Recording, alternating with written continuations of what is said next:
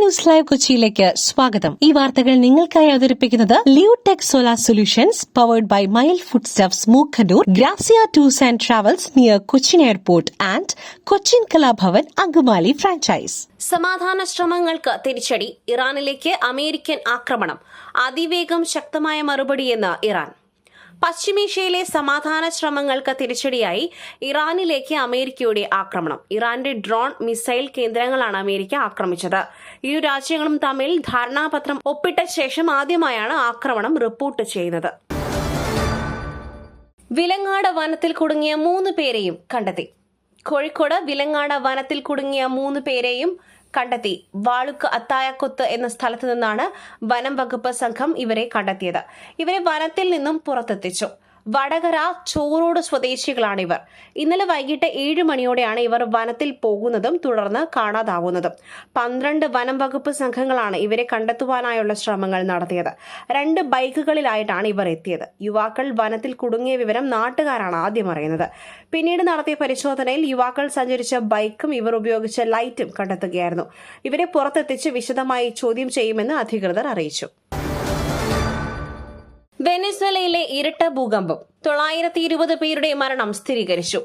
വെനസ്വേലയിലെ ഇരട്ട ഭൂകമ്പത്തിൽ 920 പേരുടെ മരണം സ്ഥിരീകരിച്ചു. മരണനിരക്ക് ഇനിയും ഉയർന്നേക്കും എന്നാണ് റിപ്പോർട്ടുകൾ. ലാഗ്വയറയിൽ 250ഓളം പേരെ കെട്ടിടാവശിഷ്ടങ്ങളിൽ നിന്നും പുറത്തെത്തിച്ചു.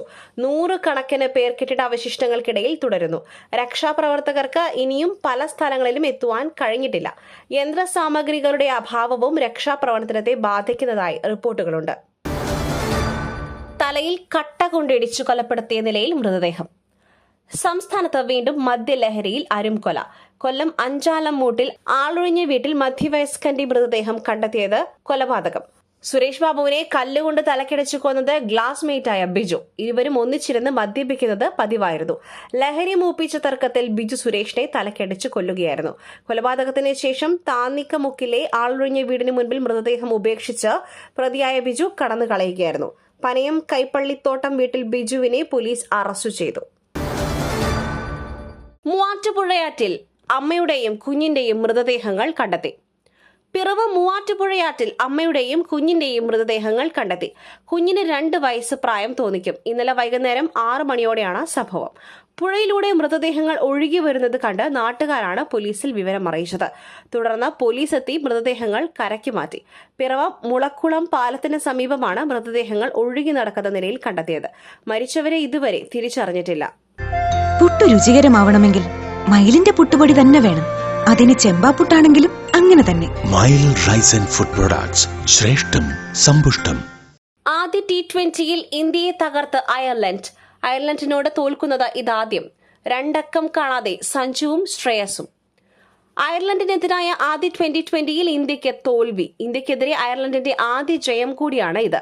നായകനായി ശ്രേയസിന്റെ അരങ്ങേറ്റം തോൽവിയോടെ. അയർലൻഡിന്റെ ജയം 34 റൺസിന്. 183 റൺസ് വിജയലക്ഷ്യം പിന്തുടർന്ന ഇന്ത്യ 148ന് പുറത്ത്. ഇന്ത്യൻ നിരയിൽ തിളങ്ങിയത് 50 റൺസ് എടുത്ത അഭിഷേക് ശർമ്മ മാത്രം. Dembele ഹാട്രിക്കിൽ France. നോർവേക്കെതിരെ വമ്പൻ ജയം. ഫുട്ബോൾ ലോകകപ്പിൽ ഫ്രാൻസിന് വമ്പൻ ജയം. 1-നെതിരെ 4 ഗോളുകൾക്ക് നോർവേയെ തോൽപ്പിച്ചു.